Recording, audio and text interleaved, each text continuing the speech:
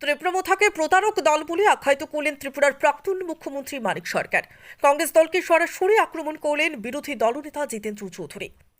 ত্রিপুরা ঊনকোটি জেলা কৈলাসহর মহকুমা কমিটির দুদিনব্যাপী সম্মেলন উপলক্ষে কৈলাসহরের ঊনকোটি কলাক্ষেত্রের সামনে দলীয় এক জনসভায় বক্তব্য রাখতে গিয়ে ত্রিপুরা সিপিআইএম দলের রাজ্য সম্পাদক তথা বিরোধী দলনেতা জিতেন্দ্র চৌধুরী বললেন, বৃহত্তর স্বার্থে সিপিআইএম দল 2023 সালের ত্রিপুরা বিধানসভা নির্বাচনে কৈলাসহরের সিপিআইএম দল নিজেদের দলের প্রার্থী না করে কংগ্রেস দলের প্রার্থী বিরোধী সিনহাকে সমর্থন করে রেকর্ড সংখ্যক ভোটে সিপিআইএম দলের কর্মীরা ভোটে জয়লাভ করার পর কংগ্রেস দল বর্তমানে সিপিআইএম দলকে নিয়ে নানান অসামাজিক মন্তব্য করছে। সিপিআইএম দলের কর্মীদের ভোট ছাড়া কোনোভাবেই 2023 সালের ত্রিপুরা বিধানসভা নির্বাচনে কৈলাসহর কেন্দ্র থেকে কংগ্রেস দলের প্রার্থী বিরোধী সিনহা ভোটে জয়লাভ করতে পারতেন না। ঘুরিয়ে ফিরিয়ে ত্রিপুরামথা দলের মতোই কংগ্রেস কৈলাসহরে বিজেপিকে সাহায্য সহযোগিতা করছে বলে বিরোধী দলনেতা জিতেন্দ্র চৌধুরী প্রকাশ্যেই কংগ্রেসকেই আক্রমণ করেন। এদিকে প্রকাশ্য জনসভায় বক্তব্য রাখতে গিয়ে ত্রিপুরার প্রাক্তন মুখ্যমন্ত্রী মানিক সরকার বললেন, ত্রিপুরামথা দল একটি প্রতারক দল। 2018 সালে ত্রিপুরায় বিজেপি সরকার প্রতিষ্ঠার পর থেকে রেগায় শ্রমিকদের টাকা কমিয়েছে, কৃষকদের সারের ভর্তুকি বন্ধ করে দিয়েছে, রেশন বন্ধ করে দিতে চাইছে। সাধারণ মানুষের কল্যাণে কোনো কাজে করছে না বিজেপি সরকার। ত্রিপুরার মানুষ দীর্ঘদিন রাজন্য আমল দেখেছে, কংগ্রেসের শাসন দেখেছে, সিপিআইএম দলের শাসন দেখেছে। সন্ত্রাসবাদীদের সাথে কংগ্রেস দলের 5 বছর দেখে সাধারণ মানুষ আবার ত্রিপুরায় সিপিআইএম দলের সরকার প্রতিষ্ঠা করেছিল। এক টানা 25 বছর সিপিআইএম দল সরকার পরিচালনা করে সাধারণ মানুষের জন্য কাজ করে গেছে। আজ পর্যন্ত বিজেপি দল কিংবা প্রধানমন্ত্রী নরেন্দ্র মোদী সহ কারো সাহস হয়নি সিপিআইএম দলের সরকারের বিরুদ্ধে কিছু বলতে। ত্রিপুরা থেকে বিক্রম কর্মকারের report, crime press Bengal news.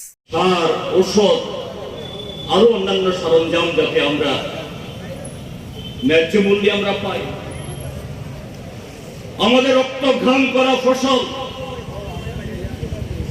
তার যাতে ন্যায্য মূল্য আমরা পাই, সে ন্যায্য মূল্য কিভাবে দেওয়া হয়েছে? যে একটা ফসল তুলতে যে খরচের 1.5 গুণ, এটাই ন্যায্য মূল্য। সরকার সেই মূল্যে কেনার ব্যবস্থা করো, তার সাথে এদেশের কৃষকরা ব্যাংক থেকে হোক বা কোপারেটিভ থেকে হোক বা দাদনদার মহাজনদের থেকে হোক যে ঋণ গ্রহণ করেছে, এটা মুকুব করা হোক। যদিও এর সঠিক কোনো হিসাবপত্র নেই, তারপরেও অনুমান করা হয়েছে যদি কৃষকদের এই সমস্ত ঋণ মুকুব করতে হয়, তাদের উৎপাদিত পণ্যের ন্যায্য দামে সরকারকে কিনে নিতে হয় এবং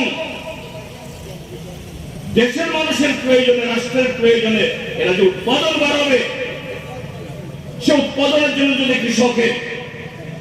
কৃষককে সস্তা সার, ঔষধ, বীজ সরবরাহ করতে হয়, সরকারকে কত টাকা দিতে হতে পারে? সাকুল্যে বছরে 7 থেকে 8 লাখ কোটি। তাহলে যে সরকার এই দেশের হাতে গোনা কিছু শিল্পপতিকে 17-18 লক্ষ কোটি টাকা ছাড় দিতে পারে,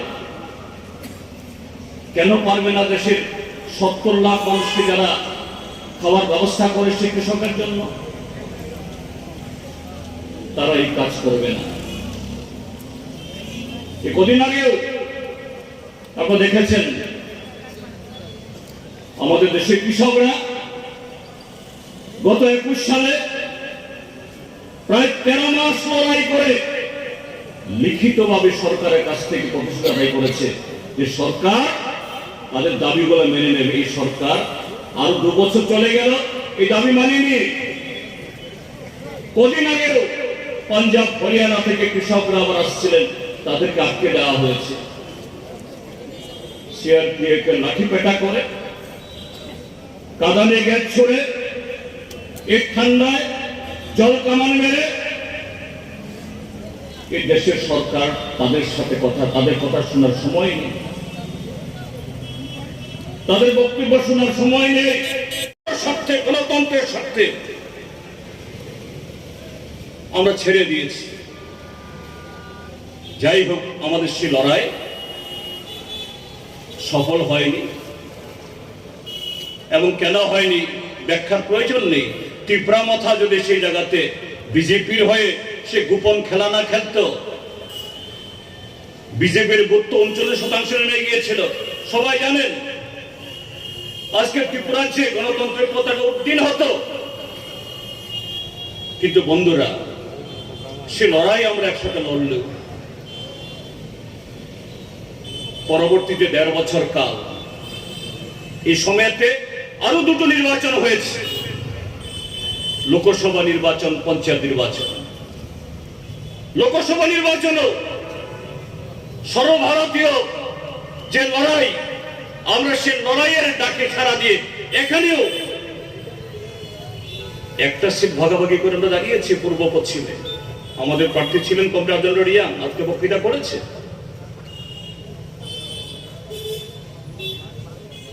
কিন্তু গণতন্ত্র রক্ষার জন্য, স্বৈরাচার বন্ধের জন্য, দুর্নীতি রোখার জন্য যাদের সাথে আমরা একসাথে রয়েছি, তাদের ভূমিকাটা কি? এক বেলেশ্বর মহকুমাতে তাদের চেহারাটা কি? এই যে গেল 3স্তর পঞ্চায়েত নির্বাচন, আমরা বামপন্থীরা, সিপিআইএমরা যদি সহযোগিতা না করতাম, এই গৌরনগর ব্লকে কংগ্রেস জিততে পারত। কিন্তু এই ভোট হওয়ার পর কংগ্রেস দলের তাদের মুখে কি ধরনের কথাবার্তা বের হচ্ছে, কি বলছেন তারা? গৌরনগর ব্লক কদিন আগে আমি এসেছিলাম শ্রীনাথপুর পঞ্চায়েতে, সেখানকার পাবলিক কি বলছে? চণ্ডীপুর ব্লকের সাথে গৌরনগর ব্লকের পরিচালনার মধ্যে কোনো ফারাক নেই। ওইখানে বিজেপি, এখানে কংগ্রেস। ওইখানে বিজেপির মাতব্বরদের সব সেবা করে তারপরে কাজ করতে হয়, আর এখানে কংগ্রেস দলের মাতব্বরদের সেবা করে কাজ করতে হয়। ফারাকটা কি? নামটা শুধু পার্থক্য। আর এইটুকু ক্ষমতা পেয়ে যে সিপিআইএম লাল ঝান্ডা গণতন্ত্র পুনরুদ্ধারে এই কৈলাসহর বিধানসভা কেন্দ্রে গত 2023-এ কংগ্রেস দলের প্রার্থীকে রেকর্ড ভোটে জেতাবার জন্য যারা বামপন্থীরা বুক চিতিয়ে কাজ করলো, আজকে তাদের বক্তব্যটা কি? আমরা কথাটা বলছি এই কারণে এখানে যে না, সারা দেশে বিজেপির স্বৈরাচার সাম্প্রদায়িকতা, দেশের সংবিধানকে ভাঙার চেষ্টা, তার বিরুদ্ধে আমাদের লড়াইয়ে আমরা একসাথে আছি। কিন্তু ত্রিপুরাজ্যে যদি সেই দলের একটা অংশ যদি সাধারণ একটা ক্ষমতার জন্য তারা এই বৃহত্তর আজকে সারা দেশের আহ্বান, এ রাজ্যেরও যে রক্তক্ষরণ, এটা যদি বলে যায়, এটাও তো বকলমে ত্রিপুরা মাথা যেরকম বিজেপিকে সহযোগিতা করেছে, ঠিক সেরকমই আরেকভাবে বিজেপিকে সহযোগিতার সামিল হবে। একবার গেলেই পাওয়ার কথা, 1 মাস ঘুরে এখন পাওয়া যায় না, এটাকে ধ্বংস করার চেষ্টা। রেগার টাকা কমিয়েছে, রেশন বন্ধ করে দেওয়ার চেষ্টা করছে, সারের ভর্তুকি বন্ধ করেছে, কৃষি উন্নয়নের টাকা বন্ধ করেছে, গ্রামীণের টাকা বন্ধ করেছে, কেন্দ্র করেছে, রাজ্য সরকার করছে। একই তো একটা তো বিচক্ষণ করে। এই যে পরিস্থিতিটা চলছে, এগুলোর প্রতিফলন হয়েছে দেশের বিধানসভা নির্বাচনে। মানুষ এটাও বুঝতে পারছে না যে বিশেষ করে উপজাতি অংশের মানুষ, আমরা আমাদের বিপ্লবথার নেতৃত্ব আমাদেরকে প্রচার ভোট দিল, বিজেপির কথা বলে, এখন দেখা গেল বিজেপি সরকার মধ্যে ঢুকে গেল। এবং এদের মধ্যে যারা লেখাপড়া জানে, বাইরে পড়ে এসছেন মিশনারি স্কুল কলেজ থেকে, তারাই সবচেয়ে সামনের সারিতে দাঁড়িয়ে বিভ্রান্তি তৈরি করবার চেষ্টা করেছে। বয়স্ক বয়োজ্যেষ্ঠ উপজাতিদের মধ্যে অভিভাবক স্থানীয় যারা দাদু কাকা জেঠা মা মাসি দিদি বলে একবার বলতাম, তারা এখন মাথা তুলে তাদের মুখোমুখি হয়ে কথা বলতে পারছেন না, প্রশ্ন উঠতে শুরু করেছে। তাহলে আমি যে এই কথাগুলি বললাম, কেন বললাম? অভিজ্ঞতাটা কি? রাজন্য শাসন দেখেছে, কংগ্রেসের 30 বছরের শাসন দেখেছে, বামফ্রন্টের 10 বছরের শাসন দেখেছে, সন্ত্রাসবাদীদের কাঁধে চেপে কংগ্রেস 30 দেশের শাসন দেখেছে। আবার বামফ্রন্টকে আপনারা সরকার এনেছে, একটানে তার 25 বছরের শাসন দেখেছে। বামফ্রন্ট সরকার কিন্তু এই দাবি আদৌ করে না, ত্রিপুরার সব মানুষের সমস্যা আমরা সমাধান করে দিয়ে দিচ্ছি। সীমাবদ্ধ সামর্থ্যের মধ্যে একটি পয়সাও আমরা খরচ করার চেষ্টা করেছি চোখ কান খোলা রেখে, যাতে মানুষের স্বার্থে তাকে খরচ করা যায়, ত্রিপুরার উন্নতির জন্য যাতে পয়সাটা খরচ করা যায়। আমাদের অনেকে বলতো আপনাদের বিজ্ঞাপনের দুর্বলতা, এত যে ভালো ভালো কাজ করতেন দেশের মানুষ জানে না। বড় বড় জাতীয় পত্রিকা 1 পৃষ্ঠা 2 পৃষ্ঠা বুক করে কেন আপনারা বিজ্ঞাপন দিচ্ছেন না? আমরা আস্তে আস্তে হাত জোর করে বলতাম, আমরা হিসাব করে দেখেছি ওই টাকাটা যদি আমরা বাঁচাতে পারি, বিজ্ঞাপন দেওয়ার টাকা, এই টাকা দিয়ে 4টা-5টা গ্রামের মধ্যে 10টা-15টা জলের কল বসানো যাবে, বিদ্যুতের খুঁটি বসানো যাবে, গ্রামের মধ্যে সেচের লাইন নিয়ে যাওয়া যাবে। আমাদের কাছে বিজ্ঞাপনের থেকে এটাই ছিল বেশি গুরুত্বপূর্ণ। এই যে পরিস্থিতি এখন কি, এখন হচ্ছে বক্তৃতা, বিজ্ঞাপন, মন্ত্রীদের মুখ, মানুষের করে খাবার নাই, হরতাল, অনাহার মৃত্যু, সন্তান মৃত্যু, রাজান্তরিত হচ্ছে এবং বাইরের কাজ করতে গিয়ে বেগুনে মারা যাচ্ছে, বৃদ্ধরাও ফিরিয়ে আনতে পারছেন। এখন শুধু ছেলে না, মেয়েরাও যাচ্ছে। এই জায়গায় দাঁড়িয়ে এই যে 41 বছরের মধ্যে এত বড় বন্যা হলো ত্রিপুরা। আপনারা বামফ্রন্ট সরকারের সময় কি দেখতেন? এই কৈলাসহর প্রত্যেক বছর বন্যায় জলের তলে ডুবে যায়।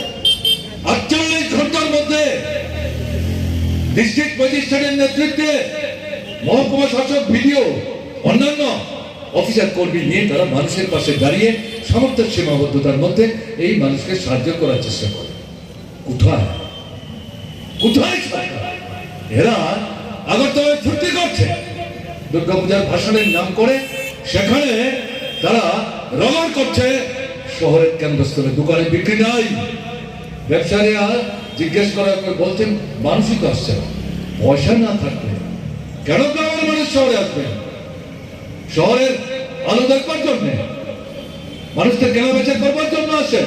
এবং ব্যবসায়ীরা বলেছেন পুজোর সময় জিজ্ঞাসা করেছে বন্ধু বান্ধব আছে তো, ভুল করেছে মনে হলো, জায়গা বন্ধক, স্টেট কানপাসা, গলার নেকলেস বন্ধক দিয়ে পুঁজির ব্যবস্থা করে জিনিস এলাম, অন্তত পুজো অন্তত বিক্রি হবে, আগামী 6 মাস চলে যাবে না। একই জিনিস হিন্দু ধর্ম, মুসলমানদের ধর্ম, খ্রিস্টানদের ধর্ম, আমরা বুদ্ধিস্টদের ধর্ম, সব ক্ষেত্রে একই জিনিস হচ্ছে। কমিউনিস্ট পার্টির নেতৃত্বে ত্রিপুরায় প্রথম দফার 10 বছর, পরের দফার 25 বছর যে সরকার এখানে চালিয়ে গেছে তার কোনো বিকল্প নাই। এর বিকল্প দাঁড়াবার মতো কোনো শক্তি ত্রিপুরায় নাই। মার্ক্সবাদী কমিউনিস্ট পার্টি বামফ্রন্টকে বাদ দিয়ে ত্রিপুরা আজকে যে সমস্যাগুলো আছে এর থেকে বেরোতে গেলে পর, মানুষের জীবনযাত্রার মান উন্নত করতে গেলে পর, এর নেতৃত্বে সামনের দিনে গণতান্ত্রিক আন্দোলন, জনগণের আন্দোলন, উন্নয়নের আন্দোলন, সম্প্রীতির আন্দোলন, শান্তির আন্দোলন, সংগতির আন্দোলন তীব্র করতে হবে, তেজি করতে হবে, নতুন মানুষকে সংগঠিত করতে হবে। এটা বুঝবার জন্য সংক্ষিপ্ত পরিসরে সব যখন আলোচনা হয়ে গেছে, আমি ভাবছিলাম এখন কি বলবো, আমার মনে হয়েছে এই কথাগুলি বোধহয় তুলে ধরা দরকার। এখন ত্রিপুরায় হিন্দু এবং মুসলমানের মধ্যে বিরোধ বাঁধাবার চেষ্টা করছে। বামফ্রন্ট সরকারের সঙ্গে এরকম ছিল না। হিন্দুর উৎসব মুসলমানরা অংশগ্রহণ করছে, মুসলমানের উৎসব হিন্দুরা অংশগ্রহণ করছে, খ্রিস্টান এবং বুদ্ধিস্টদের অনুষ্ঠান হিন্দু মুসলমান সবাই মিলে আমরা অংশগ্রহণ করছি। এটা মেলবন্ধন, এটা নির্দিষ্ট ধর্মের মানুষের উৎসব শুধু না, এখন সমস্ত চুরমার করে দিয়েছে। এখন কি হচ্ছে? হিন্দু মুসলমানের মধ্যে আপনার আগরতলার পার্শ্ববর্তী রানীর বাজার সংলগ্ন কৈতরাবাড়ি একজন মন্ত্রী 200 মিটার দূরে অবস্থান করে সন্ধ্যার অন্ধকারে তাদের দলীয় যারা দুর্বৃত্ত তাদেরকে সমবেত করে লিস্টি হাতে নিয়ে হিন্দু মুসলমান মিশ্রিত এলাকা সেখানে বাছাই করে করে মুসলিম বাড়িগুলিতে আগুন দিচ্ছে, আক্রমণ করছে, হাত ভাঙছে, পা ভাঙছে, বুকের পাঁজর ভাঙছে। দুর্গাপূজার চাঁদা নিয়ে এই যে বিরোধটা, এটাকে ভিত্তি করে এসপি সেখানে উপস্থিত থাকার পরেও থানায় টিএসআর, সিআরপিএফ, পুলিশ থাকা সত্ত্বেও কি করে মধ্যরাত্রিতে আক্রমণগুলি হয়? কিছু না, হিন্দু মুসলমানের মধ্যে বিরোধ বাধা ঢুকতে দিচ্ছে না আমাদের। 22 দিন 23 দিন পরে আমরা যখন দলবদ্ধভাবে গেলাম, শত শত মানুষ ঘর ছেড়ে বেরিয়ে আসছে, হিন্দু মুসলমান নির্বিশেষে।